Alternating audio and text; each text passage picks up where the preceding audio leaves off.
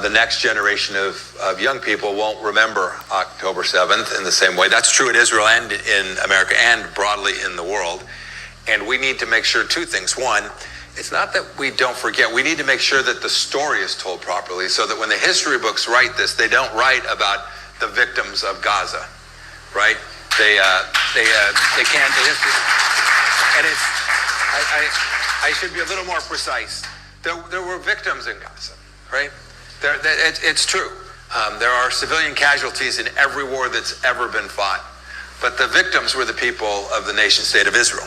The aggressor was the Iranian regime in the proxy of Hamas, and we need to make sure that the history books reflect that, and that requires each of us every day to talk about it in real time with our children, with our grandchildren, about it in a way that is serious and thoughtful and complete and moral. That's Pompeo, the former Secretary of State. He held the highest foreign policy role in the country. He was speaking at an Israeli security briefing at Miriam Institute. And I want you to really hear what he just said, because this is not a slip. This is intentional.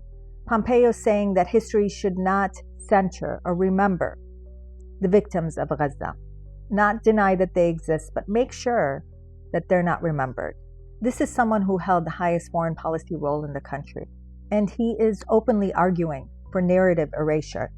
When you control how history is written, you control who is seen as human and who is allowed to resist. And this has nothing to do with memory. This has everything to do with power. And here is the context that they refuse to talk about. The Palestinian people have lived for decades, for almost 100 years, under one reality: no sovereignty, no equal rights, an ongoing settlement expansion. And let's be clear that the United States, on paper, officially opposes annexation, settlement expansion, and permanent occupation. But in reality, Israel continues to colonize land, expand settlements, and normalize expansion with U.S. backing. The contradiction is the root of everything we're seeing. When Pompeo frames everything as terror versus democracy, he erases the cause. Resistance movements, they don't appear out of nowhere. They emerge out of siege, dispossession, and military rule. And this is classic colonizer perspective.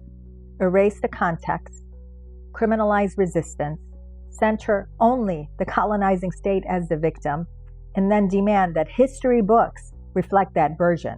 This is why narrative control matters so much to them. Controlling mainstream media, buying TikTok and social media platforms,